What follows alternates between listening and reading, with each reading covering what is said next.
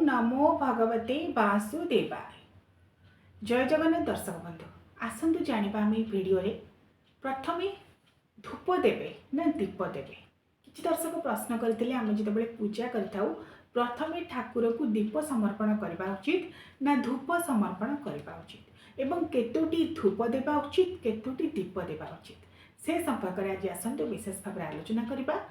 दर्शक बंधु, आमर हिंदू सनातन शास्त्रीय धारा रे जेते सब उपचार विधि रही पूर्वर आपको संपर्क में मुझे जेपरिक आमर 64 उपचार 32 उपचार 24 उपचार 18 उपचार 16 उपचार 10 उपचार और 5 उपचार ये सप्त उपचार विधि रे पर्यायक्रमे जहाँ जहाँ पूजा विधि रही तन्मध्यरु समस्त पर्याय मानक मध्यरे धूप पर दीपर क्रम रही। तेबे अनेक वीडियो रे आपण माने देखिथिबे किछि लोक मध्ये कहिसंती आपण मानकु जे प्रथमे दीप लगाइबा उचित।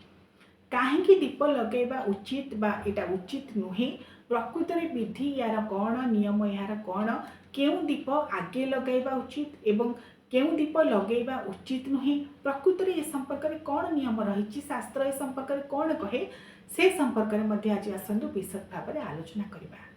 आमे साधारणतः गृहस्थ माने घरे जितेबाला पूजा करिथाउ पंचोपचार विधि रे पूजा करिथाउ।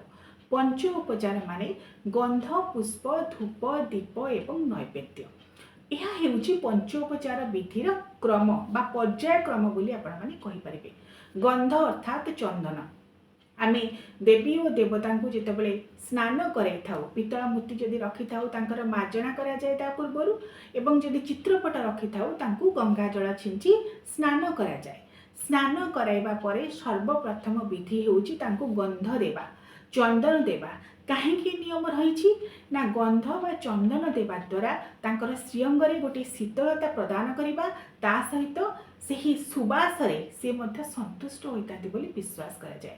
सेतिपाई स्नान परे तांकु जितेबाला प्रथमे वस्त्र पिंधेबे वस्त्र पिंधाइबा परे तांकु चंदन देबे। चंदन परे पर्यायक्रम हेउची धूप देबा।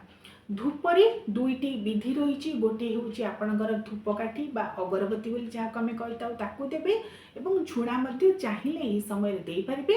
मात्र साधारणतः सबू पूजा पर झुणा शेष में देले भल, कारण ठाकुर को झुणा देवा परे घर सर्वत्र ताकू टिके देखाई जेहेतु रखा जाए बाहर से जदि पूजा पर झुणा देवे ताहले भल, किंतु चाहिए जदि यही धूप देवा क्रम आपण माने झुणा दे पारे। धूप देवा परे पर्याय क्रमटी होची दीप प्रदान करिबा। सेथिपाई जो माने कहउचंती जे सर्वप्रथम आगे दीप देवा उचित जदि प्रत्येक दिन आपण माने पूजा करूचंती ताहा भूल अटे। काहेकि ना शास्त्रीय विधि रे आमर जेते उपचार विधि रही सर्वप्रथम गंध बा चंदन देवे तापरे ठाकुर को धूप देवे एवं तापरे ही दीप देवे एवं गंध पुष्प धूप दीप नैवेद्य ये होची पंचोपचार विधि क्रम।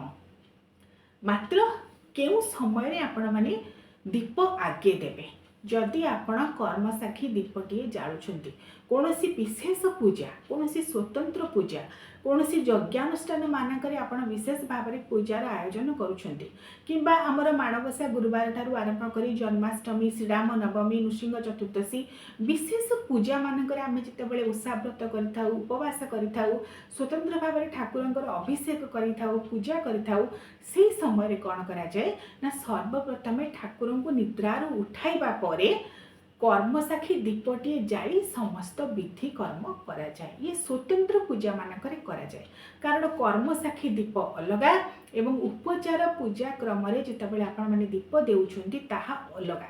उपचार पूजा क्रम रे जदि आपण माने प्रथमे कर्मसाखी दीप देइथिबे जे जहाँकि आपणकर समस्त शुभ कर्म समस्त मांगलिक कर्म समस्त पूजा कर्मर साक्षी भाव में रही थाए, तेबे आउ गोटे दीप जो देवे आपण माने साधारण दीपटीए उपचार विधि क्रम रे देई परिबे, नचेत अखंड दीपटीए मध्य चलाई परिबे। सेही पंचोपचार विधि क्रम रे आपण माने धूप परे अखंड दीप बा साधारण दीपटीए गुआ घियर दीपटीए जाई परिबे।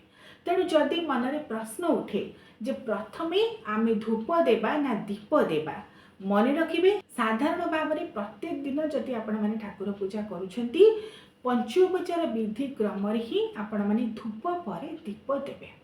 अनेक लोक दीप देवा एवं आरती देवा सामान बोली भावती। प्रकृतर दीप देवा एवं आरती देवा सामान नुहे।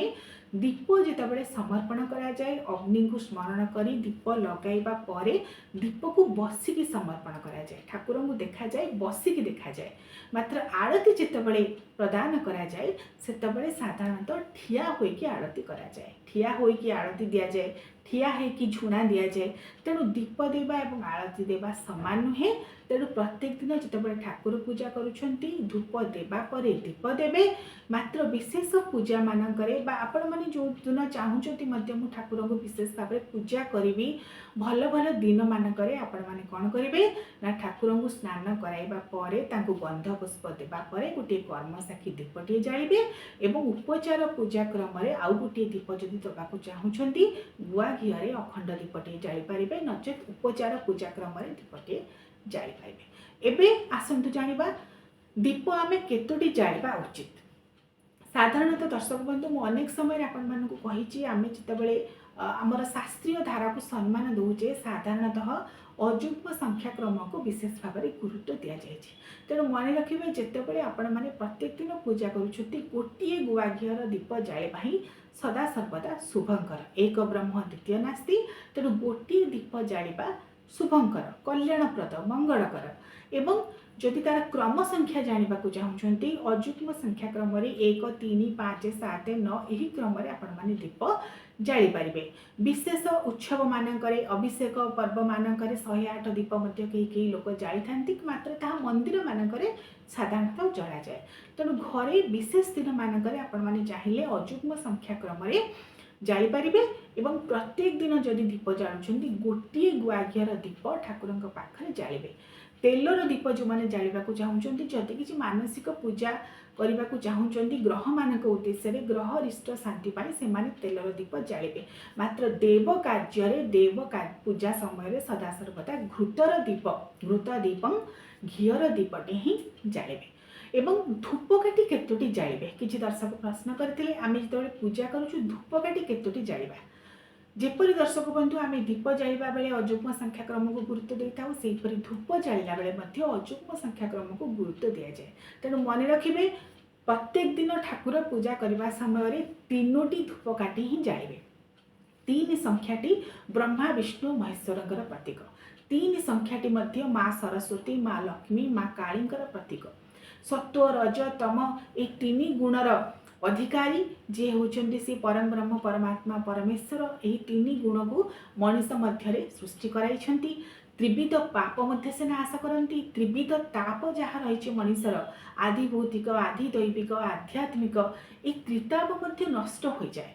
सेठिपाई 3 संख्या को एइथिपाई गुरुत्व दिया जाइछि। जदि आमे धूप देला बेले दीप देला बेले 3 संख्या रे ठाकुर को समर्पण करवा, दीप तो गोटे समर्पण करवा, धूप जदि 3 संख्यार आम समर्पण करवा आमर जो त्रिविध ताप रही प्रभु कृपारू से त्रिविध ताप नष्ट हो। तेणु मन रखिए प्रत्येक दिन गोटे गुआ घीर दीप ठाकुर घरे जाइबे और 3टी धूपकाठी जाइबे।